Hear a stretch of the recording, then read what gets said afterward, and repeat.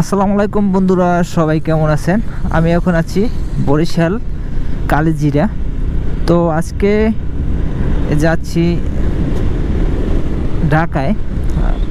তো আমার সাথে আমার মামুনি আছে। তো ওর পরীক্ষা শেষ হয়েছে, তো ওরে নিয়ে একটু ঘুরতে যাই, আর একটু কাজ আছে আমার। তো একসাথে চিন্তা করছি ওরে একটু নিয়ে যাই, ঘুরে ঘুরে আসবে। তো চলতে থাকুন গরিব বিকারের সাথে, তো সঙ্গে থাকুন। বেশি তো বাজে নাই, বাজছে মনে হয় 11:30। এই কারণে রাস্তাটা মোটামুটি ফ্রেশ আছে, অতটাও যানজট নাই। নয়তো অনেক কষ্ট হয় এই জায়গাটা পার হইতে। এটা হচ্ছে আমতলা মোড়। এখানে একটা ট্রাফিক সিগন্যাল আছে যদিও, তো আমার কখনোই এই জায়গায় কখনো আটকায় নাই। আর একটা মজার ব্যাপার কি জানেন, আমার এই R15 V3টা কেনার পর হইতে একদিনও আমার বাইক সিগন্যাল দেয় নাই। তো মাঝে মাঝে মনে হয় যে এত টাকা দিয়ে পেপারস করলাম, ফাও করলাম নাকি। একদিনও সিগন্যাল দেয় নাই, চেকও করায় নাই। সিগন্যালই দেয় নাই, চেক করবে তো পরের কথা। আসলে তার আসলে বাইকের পেপার আছে না না আছে, এটা আসলে রাইট চালানো দেখেই বুঝতে পারে একবার তাকাইলে, আমার যেটা মনে হয়। নয়তো এরকম হবে কেন? বাইকের পেপারস না থাকলে ওইটাই দাঁড়ায় বেশি। বরিশাল সিটির রাস্তাঘাট কিন্তু অনেক ভালো আগের থেকে। এখন আছি আমি আপনার Barishal Nathullabad terminal bus stand আর কি। তো এটা মোটামুটি অনেক বড় বাস স্ট্যান্ড কিন্তু। তো আমরা আজকে রিল্যাক্সে যাব, কোনো তাড়াহুড়া নাই। তো আমরা মাদারীপুর ছাড়িয়ে একটা ব্রেক নিব, তারপর পদ্মা সেতু পার হয়ে একটা ব্রেক নিব, তারপর ঢাকা যাব। 3-4টা ব্রেক দিব, মোটামুটি 50-60 কিলো পর পর। তো এখান থেকে ঢাকা হচ্ছে 160-65 কিলো হবে, এরকম, বেশি না। তো মোটামুটি আমরা স্লোলি রিল্যাক্স মুডে গেলে 3 ঘন্টায় যাওয়া সম্ভব। আর তাড়াহুড়া করলে আরও তাড়াতাড়ি যাওয়া যায়, তো আমরা কোনো প্রকার তাড়াহুড়া করব না, ফুললি রিল্যাক্স। তো কাশীপুর চলে আসছি। বুরুকাটা 43 কিলো, ফরিদপুর 118। ফরিদপুর তো আমরা যাব না। তো এই যে বিল্ডিংটা, এটা হচ্ছে ইন্ডিয়ান এম্বাসি। কিছুদিন আগে ভিসা লাগাইছিলাম, ভিসা রিজেক্ট খাইছি, যেহেতু সাবেক প্রধানমন্ত্রী নাই, ওই কারণে সে থাকাকালীন যত ভিসার অ্যাপ্লিকেশন সবগুলো রিজেক্ট দিছে। অনেক প্ল্যান ছিল ইন্ডিয়া, লাদাখ, কাশ্মীর ট্যুরে যাব, বাট হয়নি। তো যেহেতু ভিসা দেয় নাই, এখন আর মন চায় না যে যাই। এখন বাংলাদেশটা আরও ভালোভাবে ঘুরবো ওই টাকা দিয়ে। কষ্ট করে জমাইছি, ওই টাকাগুলো দিয়ে ভিসা অ্যাপ্লাই করছি, ব্যাংক স্টেটমেন্ট, অনেক ঝামেলা টামেলা করছি, দৌড়াদৌড়ি। ওই সময় আবার লকডাউন ছিল, কারফিউ। তো এই সময় তো আর সচরাচর বাইক টাইক ঝামেলা করতো, আর নেট বন্ধ ছিল, তো মনে আছে সবার। তো ওই একদিন নেট যেদিন খুলছে ওই দিনই আমি আসলে বাইক নিয়ে চলে আসি। অনেক তাড়াহুড়া করে ব্যাংক স্টেটমেন্ট ঘুষাই টুসাই দেই। তারপর হঠাৎ করে তো প্রধানমন্ত্রী সাবেক আন্দোলনের মুখে পদত্যাগ করতে বাধ্য হলো, যার কারণে ওই ভিসাগুলো আর পাওয়া হয় নাই। তো খুবই কষ্ট লাগছে আসলে ভিসাটা না পেয়ে। যাই হোক, এখন ভুলে গেছি কষ্ট, এখন বাংলাদেশটা ঘোরার প্ল্যানেই আছি। তো সবাই দোয়া করবেন আমার জন্য। আর বন্ধুরা, আপনারা কিন্তু সাবস্ক্রাইব করে দিবেন আমার চ্যানেলটা। ছোট একটা চ্যানেল, আমার অনেক দিন ধরে চালাইতেছি, কিন্তু সাবস্ক্রাইব বাড়তেছে না। আসলে টাং ফাং ভিডিও বানাইলে হয়তো সাবস্ক্রাইবার পেতাম, কিন্তু আমার কোয়ালিটি নষ্ট হয়ে যেত। কিন্তু আমি চাই মানুষ সম্মানের চোখে দেখুক, সম্মানের চোখে সাপোর্ট করুক। হচ্ছে রহমতপুর।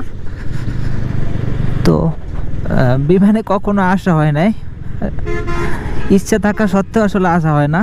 3000-4000 টাকার মতো মনে হয় টিকিট। তো 4000 টাকা দিয়ে আইসে লাভ আছে? 4000 টাকায় তো 4 বার আপ ডাউন করা যাবে ঢাকা। তো এখান থেকে রাস্তার কন্ডিশন খুবই ভালো।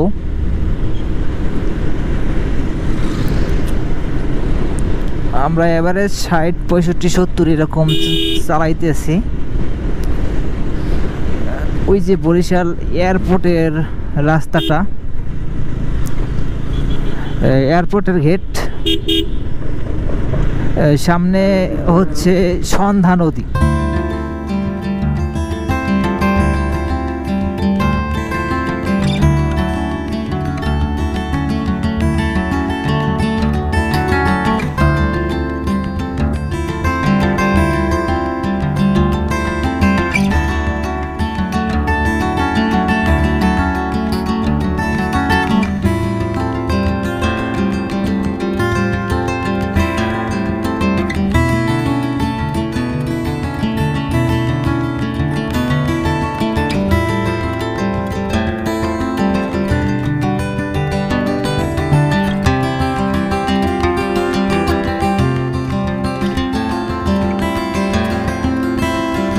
এই যে আর দ্বিতীয় ব্রিজটাই তো, দুইটা ব্রিজের কাঠামো সেম, পাশাপাশি দেখা যায় 3 কিলোর ভিতরে দুইটা ব্রিজ,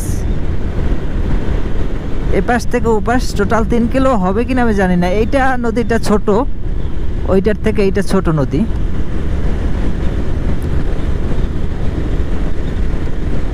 পরিবেশটা খুবই সুন্দর, কিন্তু টোলটা আধুনিক, আগের মতো না।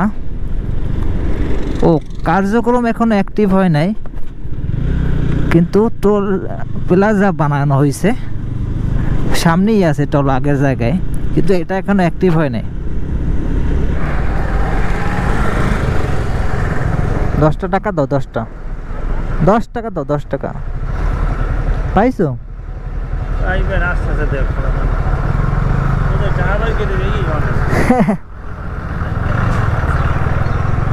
সামনে খাবার হোটেল, আমরা পরে খাবো। তো বাসা থেকে 10টার পরে রওনা দিছি, তো এখন বাজে 1টা বাজতে 5-6 মিনিট বাকি। তো এভারেজ এরকম চালাইতে আছি। রাস্তা ফাঁকা পেলে কিন্তু একটু জোরে চালানো যায়, এইটির ভিতরে, তাও বাচ্চা কাচ্চা নিয়ে এইটির উপরে উঠবো না, কারণ ওর অভ্যাস নাই। ওরে নিয়ে লং ট্যুর দিছি, বাট এখানে একটা চেকপোস্ট, তো রাস্তায় আপনারা চেক করেন পুলিশ ভাইরা, আপনাদের ধন্যবাদ। কিন্তু আপনারা এই ভ্যান, অটো এরা চালায়, তাদের স্যাক্রিফাইস আমরা করি, কিন্তু এই সাদা অংশ দিয়ে, এই বরাবর এই রাস্তাটা দিয়ে তারা যেন চালায় সাইড থেকে, তারা মেইন রোড থেকে কেন চালায়, এটাই হচ্ছে প্রশ্ন। তারপর তাদের হচ্ছে পারমিশন নাই হাইওয়েতে ওঠার, তারপর তারা ওঠে, তাও মেনে নিলাম।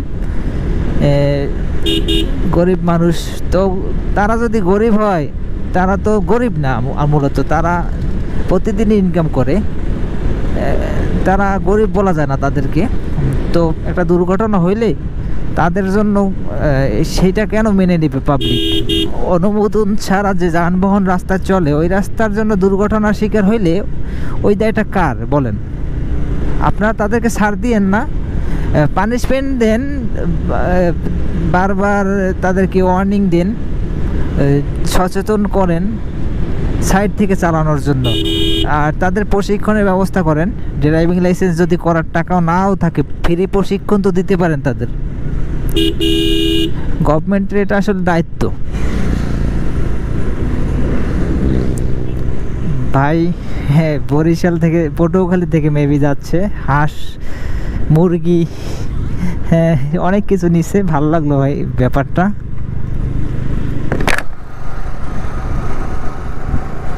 ভাইকে জিজ্ঞেস করি যে কোথায় যাচ্ছেন।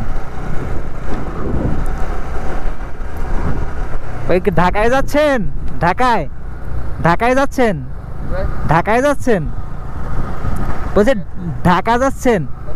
ও আচ্ছা আচ্ছা, হাঁস মুরগি নিয়ে যাইতে আছেন।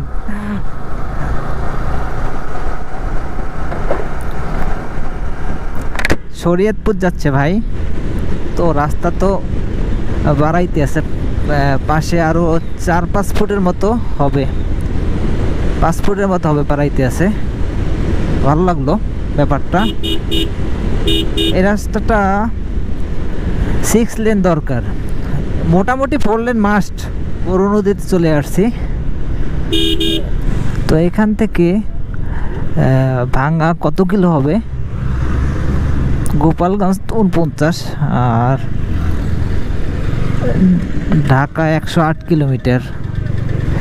বঙ্গবন্ধু সমাধিস্থল এটা মোসার কি আছে 46 কিলোমিটার। এটা মোসার কি আছে। মানুষ কতটা খারাপ। বঙ্গবন্ধু শেখ মুজিবুর রহমান কি কোনো দলের? সেটা একজন জাতীয় নেতা।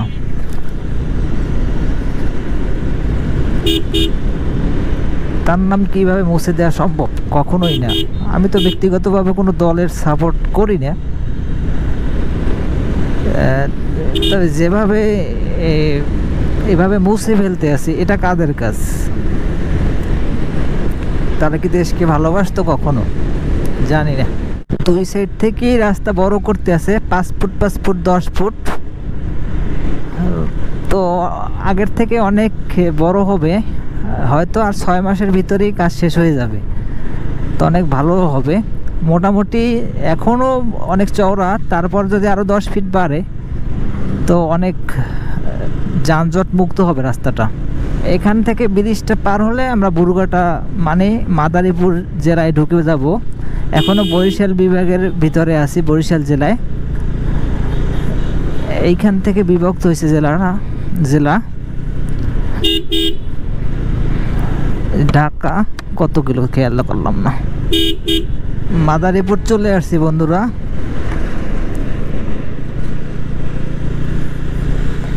ঢাকা 114 কিলোমিটার। 114 কিলোর আগে আমরা ঢাকায় পৌঁছাই যাব। ওইটা মনে হয় গুলিস্তান 0 পয়েন্টের হিসাব করা।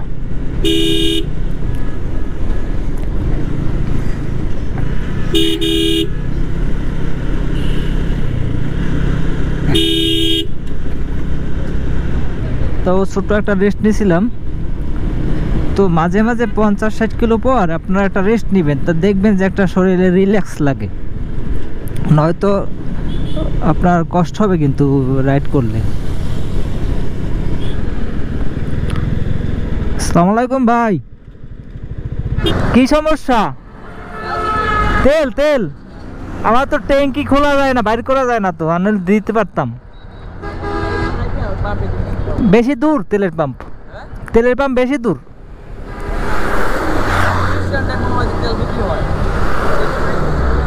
আমার ট্যাঙ্কি থেকে পাইপ নেই, এই কারণে তো দিতে পারতাম। পাইপ আছে আপনার? পাইপ আছে ভিতরে ঢুকাই। এফআই বাইক তো আমার, এই কারণে নেই, চাবি নেই। তো আমার পালসারটা থাকলে, এই যে দেখেন হাইওয়েতে টুস করে ঢুকে পড়ছে।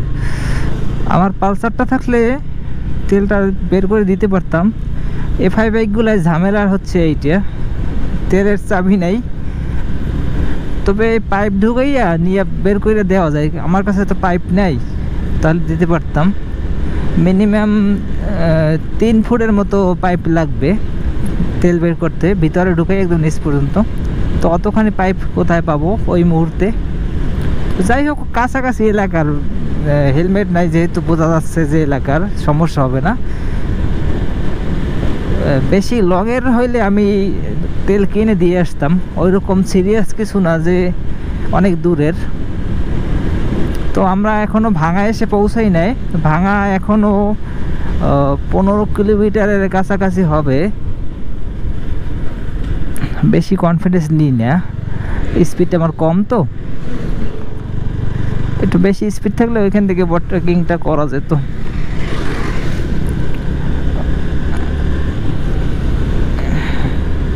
তো শীতকালে মাত্র 2টা 23 বাজে, এখনই ঠান্ডা ঠান্ডা ভাব আর কি। ঠান্ডা কমার আগেই আবার ঠান্ডা শুরু হয়ে যায়। বন্ধুরা, আমরা ভাঙ্গা চলে আসছি।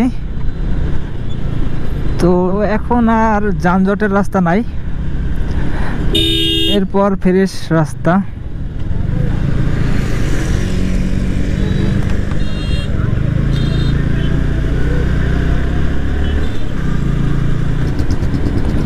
মাঝে মাঝে আগে ভুল করে বামে চলে যেতাম, আসলে ভালোভাবে বোঝা যায় না। ওইখানে লেখা তো সোজা মনে হয় যেন। যাই হোক, রাস্তাটা কিন্তু অনেক সুন্দর। ড্রোনটা নিয়ে আসি নাই, আসলে ওজন তো ক্যারি করাটা ঝামেলা। তো এখন হচ্ছে একদম চকচক রাস্তা, কোনো প্রকার সমস্যা নাই। এই যে ঢাকা বরিশাল, আবার বাম দিকে নেমে গেছে, সোজা হচ্ছে ঢাকা। তো অনেক সুন্দর কিন্তু রাস্তাটা।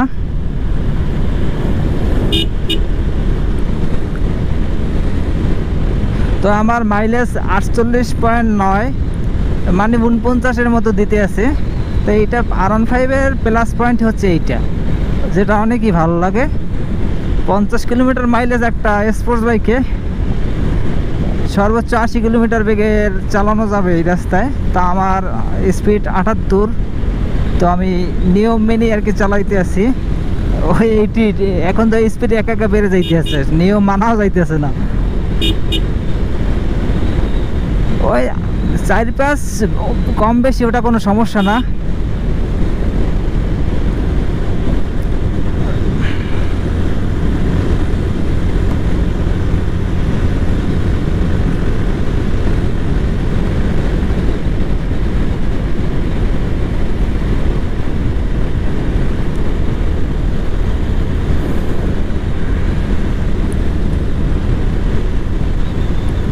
তো অনেক দিন পর আসলে আসছি। এই রোডে আমার R15 V3 নিয়ে ব্লগিং করা নাই।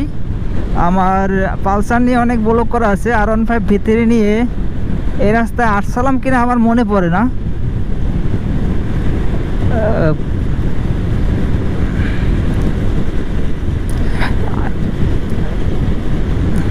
অনেক আগে যখন আসছিলাম ওই টোলটা ছিল না। এখন টোল নেয় কিনা আমি জানি না বাইকে, তবে নেই। এই যে সিরিয়ালে দাঁড়াইলো যখন বাইকে, তো অবশ্যই টোল নিবে। কত টাকা নেয় আল্লাহ জানে।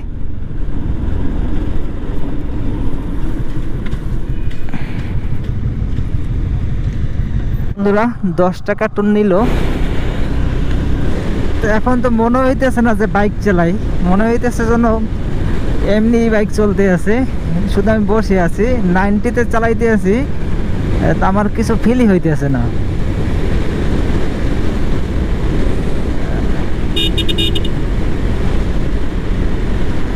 হাইওয়েতে আপনারা যারা নতুন আসবেন অবশ্যই লেন মেনটেন করে চালাবেন। গ্রামের মতো এদিক সেদিক হঠাৎ করে যাবেন না। যেটা ধরে আছেন ওটা ধরেই যান, আস্তে চালান আর জোরে চালান। কিন্তু হঠাৎ করে একদিকে গেলে লুকিং গ্লাস ফলো করে ইন্ডিকেটার দিয়ে যাবেন। ইন্ডিকেটার জ্বালাইয়েই সাথে সাথে যাইয়েন না, কারণ অনেক স্পিডে থাকে গাড়ি। আপনার ইন্ডিকেটার দেওয়ার সাথে সাথে আপনার গেলে বিপদ হতে পারে। আপনি লুকিং গ্লাসে অবশ্যই তাকাবেন ডানে বামে যাওয়ার সময়। তো বলতে পারেন যে আমি অনেক বেশি বুঝি, এরকম কিছু না, জাস্ট আপনাদেরকে সতর্কতার জন্য বললাম।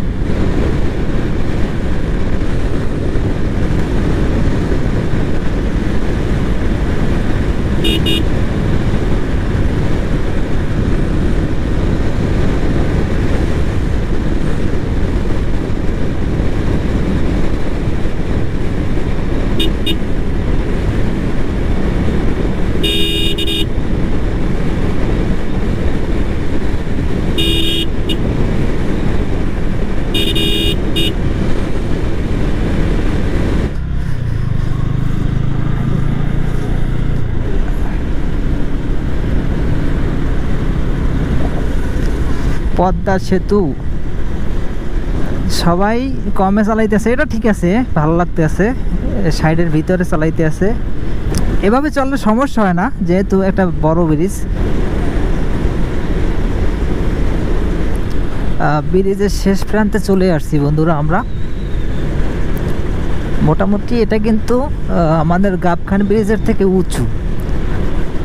অনেকে ভাবতে পারেন যে অতটা উঁচু না, এটা আসলে অনেক বড়, যার কারণে উঁচু বোঝা যায় না। আর ওইটা হচ্ছে রেল সেতু। এই যে আমি এখন অ্যাক্সেলেটার দিতে আছি না, তারপরে কিন্তু 65 চলতে আছে।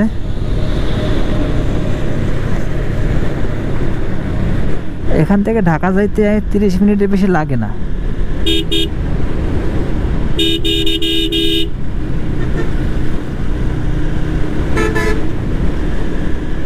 এটা তো হাইওয়ে, এখন 80-তে চালানো যাবে,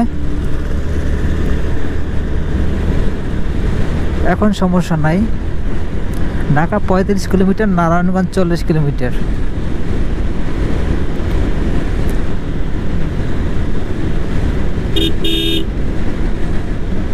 এইটি 85-এ সমস্যা নাই।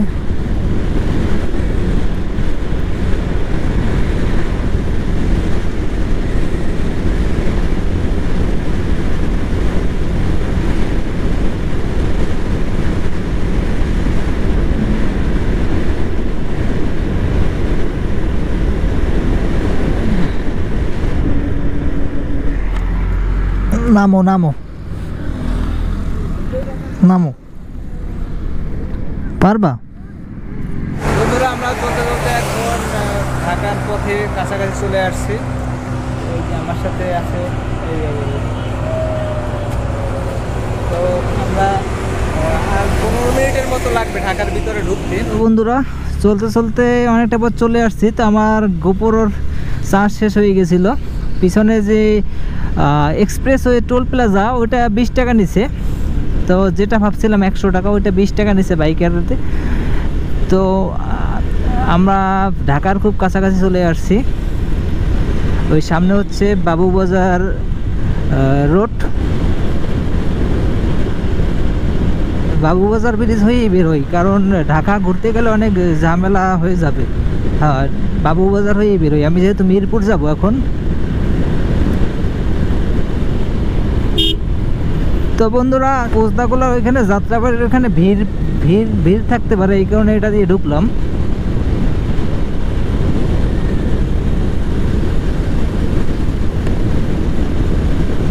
তো বন্ধুরা, বাবুবাজার চলে আসছি। প্রচণ্ড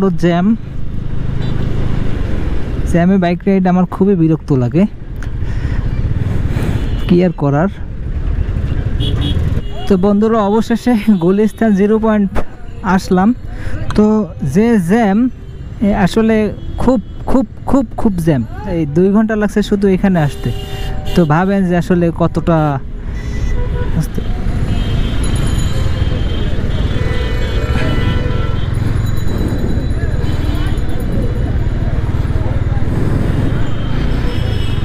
তো বন্ধুরা, আজকের ব্লগটা এখানে শেষ করে দিচ্ছি। যারা এখন আমার ইউটিউব চ্যানেলটি সাবস্ক্রাইব করেননি, প্লিজ সাবস্ক্রাইব করুন, এবং যারা অলরেডি সাবস্ক্রাইব করেছেন তাদেরকে অসংখ্য ধন্যবাদ। দেখা হবে নতুন কোনো ব্লগে, নতুন কোনো লোকেশনে। ততক্ষণ ভালো থাকুন, সুস্থ থাকুন, গরিব বেকারির সাথেই থাকুন। Save rate, save life. আল্লাহ হাফেজ।